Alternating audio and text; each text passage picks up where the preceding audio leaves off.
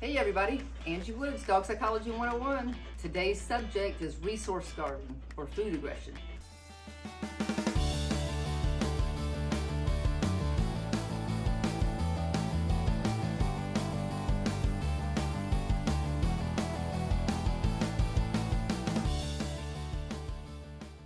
So if you guys follow me, you've heard me say dogs are men.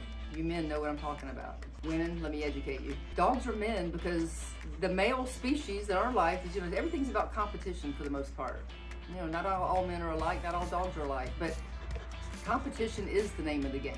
When a dog is resource guarding, typically that's what this is. It's a competitive factor between you and the dog, or a dog and another dog, and they're just saying, don't come touch this stuff. Now, I will say that people tell me a lot how they can put their hand in the bowl, they can pet their dog while they're eating, things like that. I don't believe in doing those kind of things. Would you enjoy it if I were eating off your plate? I always say I might give you a little stab with my fork. A stab in the face with a soldering iron. You shouldn't be petting a dog when they're eating either. Just leave the dog alone. I'm looking for communication from the dog that they want to correct me.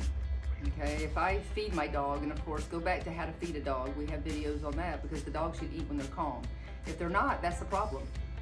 So if you feed them when they're calm, they have to look at you and you put the bowl in front of them. This is my technique, and they're relaxed. They can enjoy eating, but then if I just walk past you and you stop, stand over the bowl and give me the hairy eyeball, that is a communication that I better not come close to you, and that is them competing with me.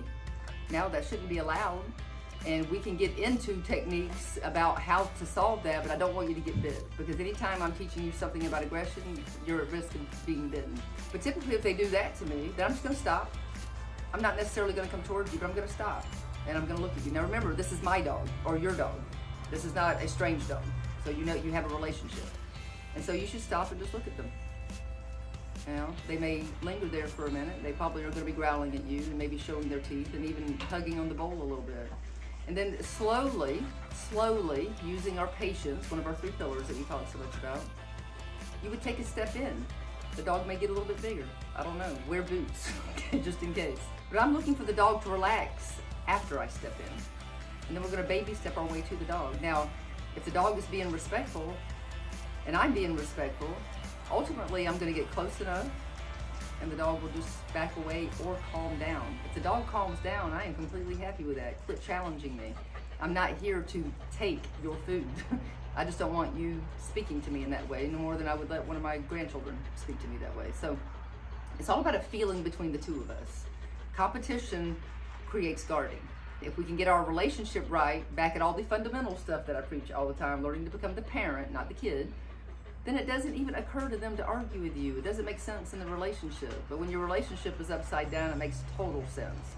I'm gonna put a link here in this video for you to go watch the video with Izzy. Izzy came with a pretty big food problem, and she did great. She can still love her food. I don't care if you eat fast. It's all about respect.